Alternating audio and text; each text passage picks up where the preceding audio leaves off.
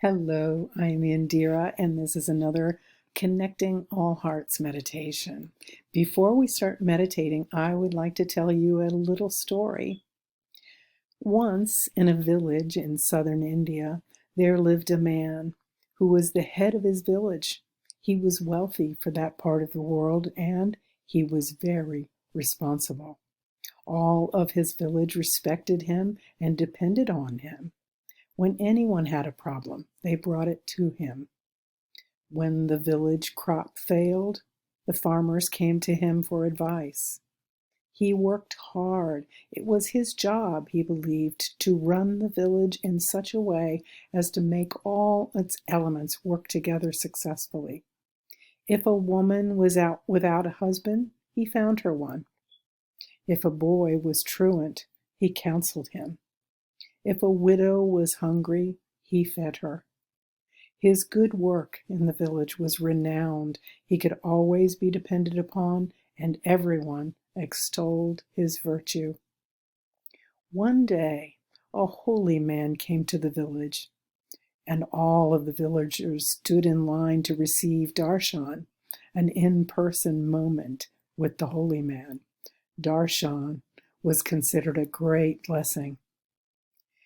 When it was his turn, the wealthy man stood before the holy man to receive his blessing. The holy man looked deeply into his eyes, then said to him, "My child, I sense that you are weary." The wealthy man, who suddenly felt seen for the first time, began to weep. "Radiant teacher," he said, "you are indeed correct. I am responsible for everyone in this village. If I stop working, if I stop helping, if I stop shouldering the burdens of the village, everyone will suffer. I am weary, yet I do not know how to rest." "Yes," said the holy man, "I see." Then he cast his eye around and saw a large stone several feet away. "Go," he said, "and pick up that stone and bring it here to me." The wealthy man did as he was asked, but the stone was heavy, very heavy, and as he stood there holding it before the holy man, he wondered, "What is the point of this? It makes me even more tired." "Is the stone heavy, beloved?" asked the holy man. "Yes," he replied. "Is your burden heavy?" "Oh, yes." "Then," said the holy man, "drop it."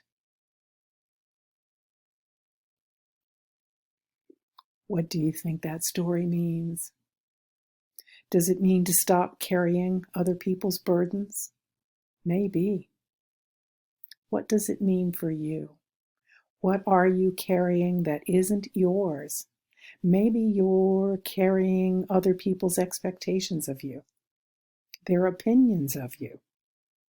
Maybe you're telling yourself that those things truly matter. Drop it.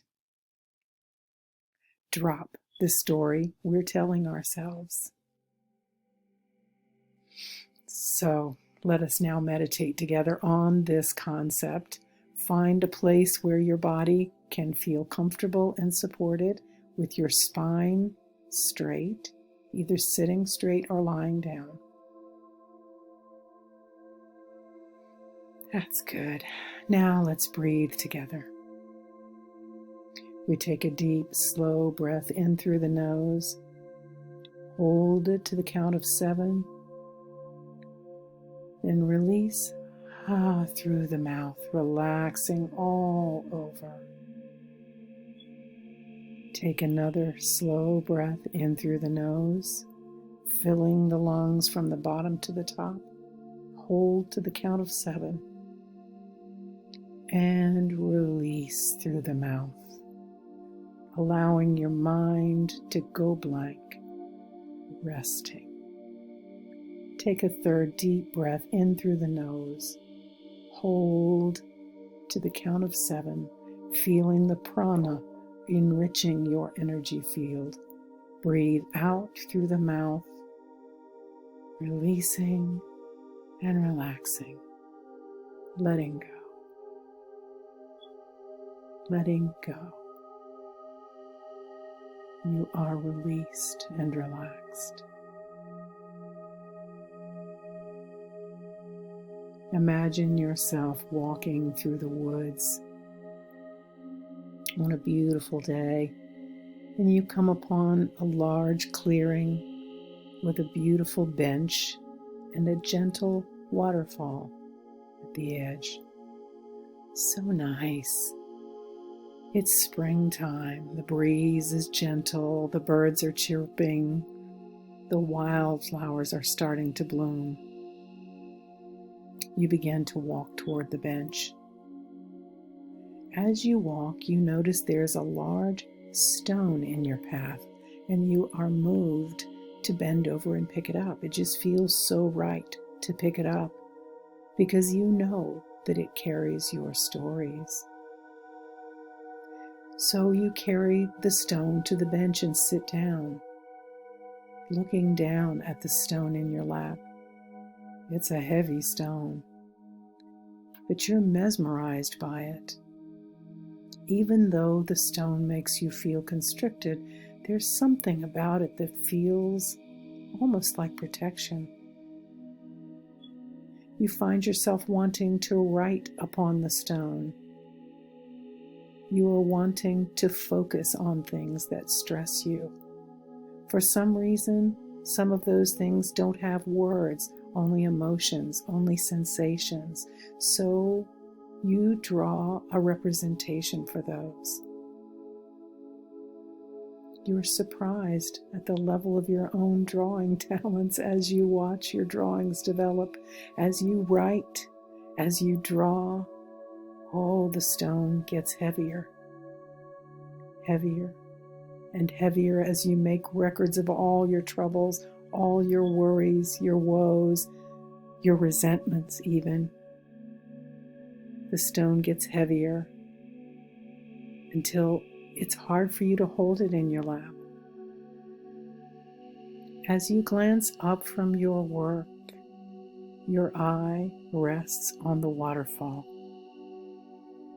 and on the pool of fresh water collected at the bottom. The word that comes to mind is refresh. You want to be refreshed by the healing waterfall, but you are still carrying your heavy stone. Suddenly you hear the water whispering across the breeze to you. The whisper says, "Drop it. Drop it." You look down at the stone with all of its memories and all of its worries, all of the expectations of you and the opinions of others, all the things you're worried about. And you wonder if you can let them go. They are heavy and uncomfortable, and yet they hold your stories. The stories you have decided a long time ago are important. "Drop it," whispers the breeze. You stand up, holding the stone. And oh, it's heavy. It's so heavy. It was heavy before, but now that you've added even more of your troubles and worries, it's gotten heavier. You walk over to the waterfall, and at the foot of the fall, just where the pool forms, you drop it. And it sinks to the bottom of the shallow pool at the foot of the waterfall. You watch as the words and the symbols disappear under the water, washing clean. Yes, you have just learned how to drop it.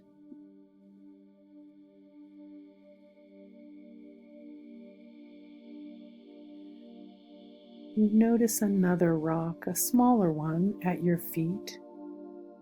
It also has a picture that represents something else you've been worrying about.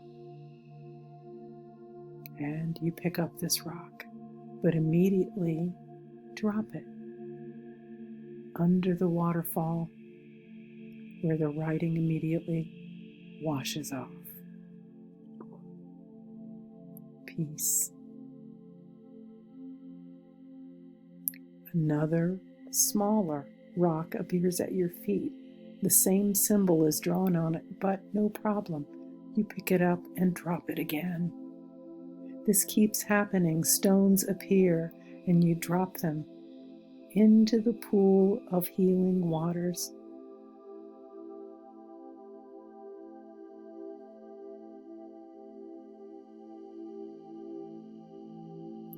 As you turn around now to walk back toward home, along the lane you see little rocks, but you decide not even to pick them up. It is your choice after all. You realize now the stones will always be there. You can decide when to let them go. Sometimes the stones might even drop on your toe, but you still have a choice. You can always choose. Drop it.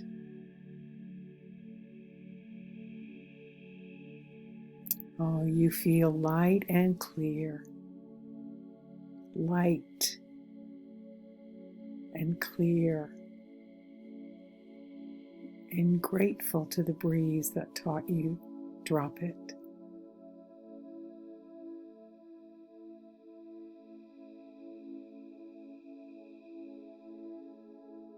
Thank you. Thank you, Spirit. Thank you. And now we bring your attention back to the room where your body rests in meditation.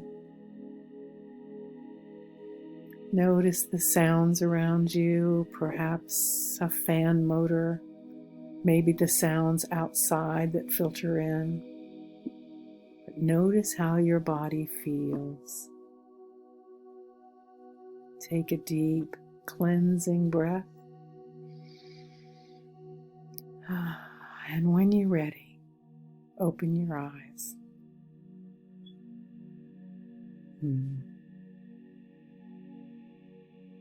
Welcome back. This lesson, drop it, will come in layers.